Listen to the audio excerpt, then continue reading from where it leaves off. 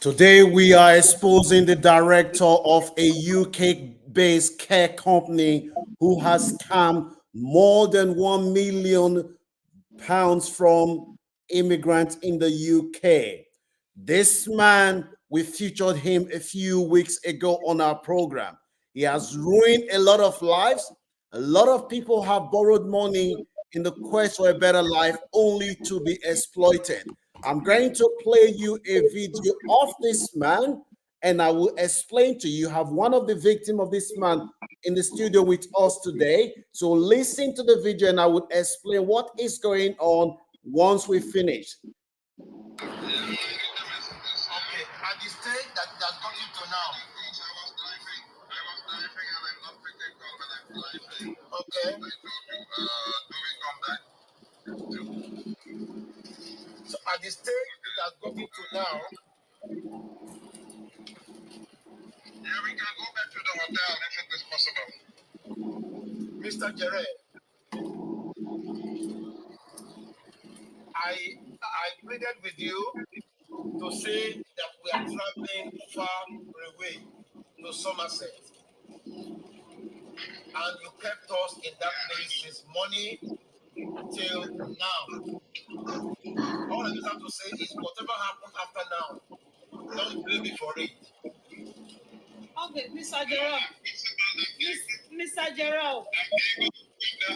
Like you said, let's do online meeting now because you can see the weather is raining, it's dark. We came to discuss how to get our money back. You understand? That was why we came. Okay, let's face the mobile phone now, then you can see me. Okay.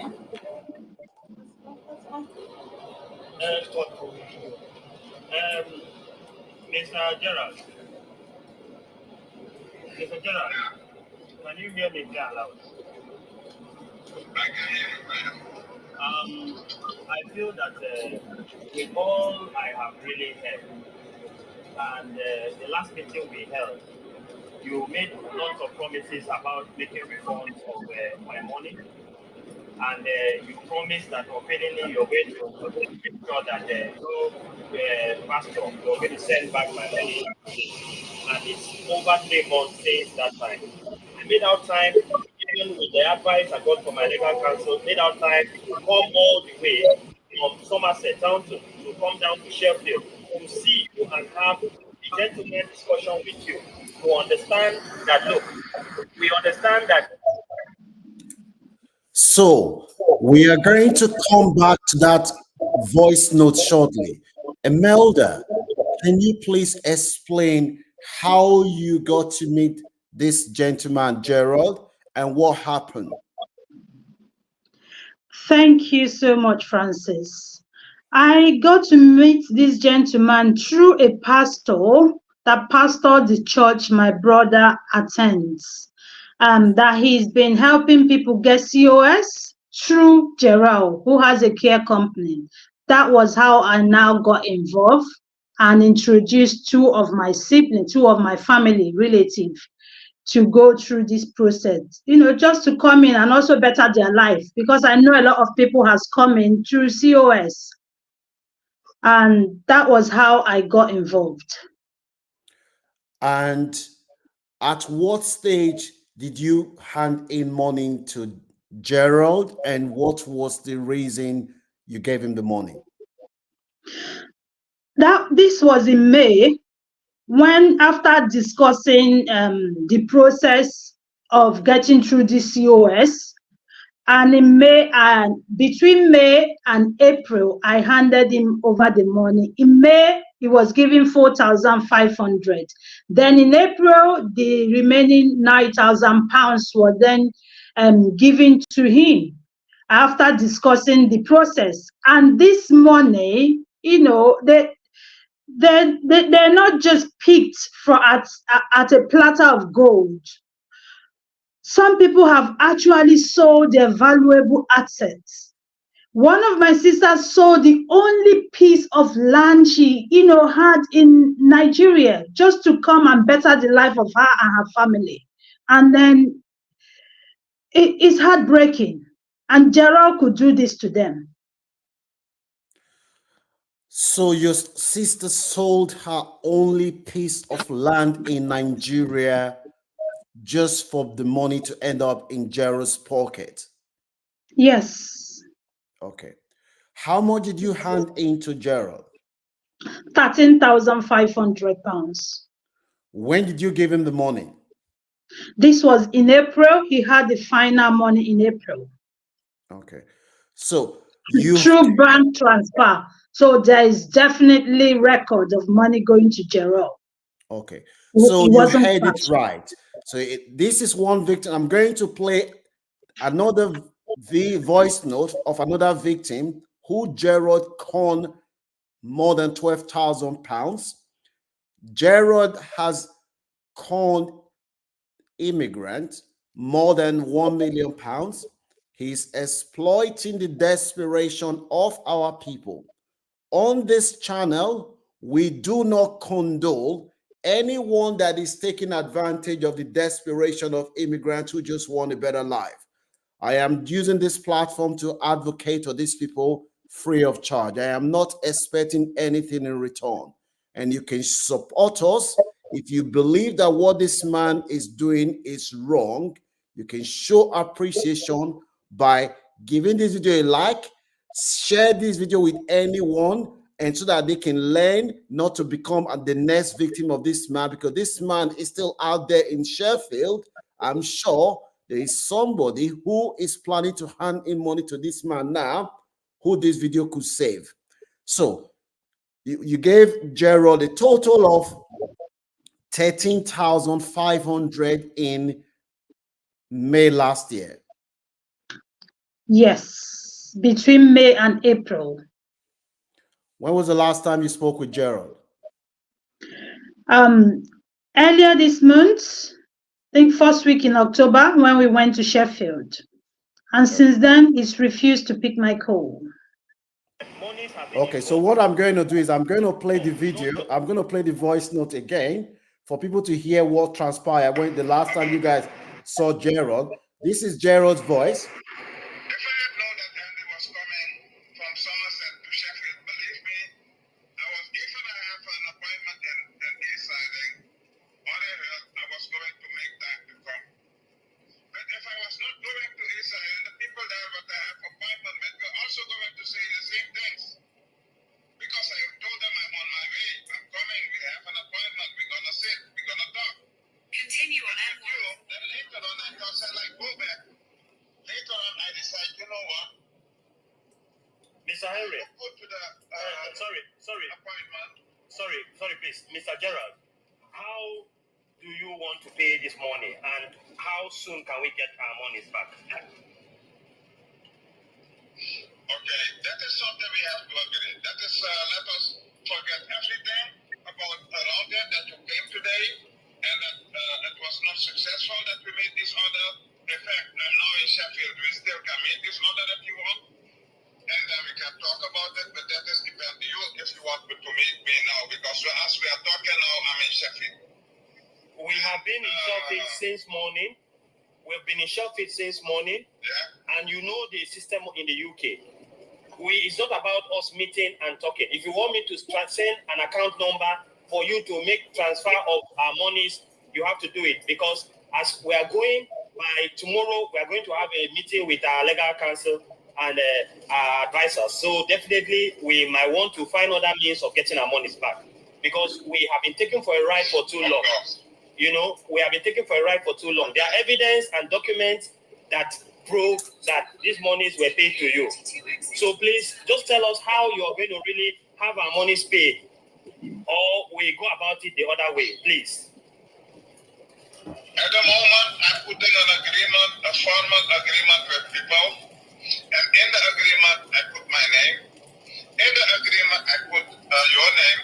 In the agreement, I put the deposit, what I'm going to make. In the agreement, I put the date, what I'm going to start paying, and then I sign, and you sign it. And you put in the agreement also your bank account, your account details. I'm going to put in the agreement the time frame that you want us to finish this payment. Let us say it's 3 months, 6 months or 10 months. And in the agreement, we put also the minimum that we monthly have to pay. But it must finish after 6 months or 10 months. So how do you want us to make this agreement now? Because I feel that after now, you would not really pick a call again. It is because of the message you got and because of the meeting we are having that you are calling and sounding to be understanding. So I want to know. Send me your email address. Send me the total of a month. What if I have the lawyer, the attorney, have to communicate to send these details so that everything will be sealed and binding? Everything will be legally documented. What if we have it that way? Listen, Because Jerry, I don't trust you anymore. I do not trust you. Common phone call you do not pick. You remember last week I called you because I called you on a private number. You picked and you told me you're going to call Henry. I told you we're coming on Saturday. You never called him back. We were all ready to come, but you never called. I don't trust you. So this agreement will have to go through my legal solicitor. No. In all fairness, I told Brother Henry. After that conversation, Melda, what happened? Well, honestly, after this conversation, Jerry have not called back. He said he's gonna set up an agreement. He's not communicated. He's not picked calls. He's never called back. Okay, so just hang fire 1 minute. You're going to, for those who's watching us, you're going to hear the voice of another victim of Jerry's scam empire. This man is very sophisticated. Listen to another victim, and we'll come back to you shortly. Good afternoon, Mr. Francis. This is Oluyemisi Ajao speaking. I've informed you earlier before concerning this man called Jerry Jordan, the Director General of DSCP caregiver. He used to give COS. In March 23rd, in July 23rd, 2023, I paid this man 9,000 cash. He refused me to send the money to his account. So it was 13,000 for 2 children, one of my own son, and then my. Don't forget to give this video a like. Don't forget to share this video. You can support us and support the victim of Jerry's scam enterprise by sharing this video to as many people as you like, so we can warn our people, so that people can learn a lesson. Leave your comment in the comment section. Let's listen to Oluyemisi's voice again. Brother's son in Nigeria, they want to come through the COS and he charge each one of them 6,500 each, and he want us to pay everything, but we appealed to him to get this one. So he finally accept to get 5,500 each. That as soon as COS is being given, we will pay him the remaining balance of 1,000. And this man agreed. So he asked me not to call him. I just call him twice in a week, twice in a month. That by October, the COS will be ready. So I agreed, and I pay him a cash of 9,000 pounds. And later, within 2 weeks, when my brother in Nigeria sent his money for his own son, I pay him back 2,000 pounds, making 11,000. And even the 2,000, he asked me not to transfer it together. So I did one transaction on the 18th, 1,000 transaction on the 18th of August, and the remaining 1,000, 19th of August, making total of 11,000 in his hand. And since then, I've been calling him. At times he will pick the call, at times he will refuse it. When it was around last year, October, he asked me to tell my children to go and do tuberculosis test, to do English, IELTS, we did it, and police check. We do all these things. He said he would do interview for them. He did interview for them. He said they were passed, and he gave them offer letter for each one of them. My son to start May this year, and my brother's son to start in June this year. So we were happy. He came later and said, if we don't, can my children drive?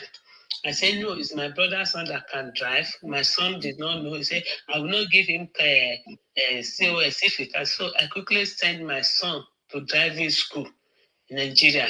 He went ahead, did the driving, he get past, collect his driving license. And my brother's son renewed his own driving test. So we were expecting this man to give us COS and began to say, tomorrow, next month, we are working on it. We have done this, we have done that, up till now.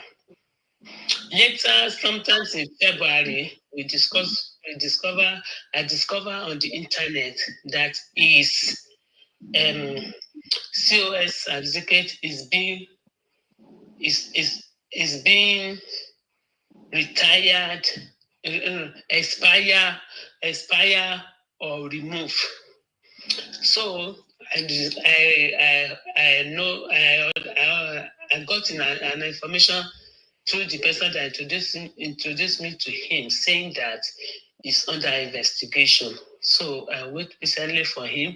I will even pray for him, pray so that everything went on well with him, so my children can come.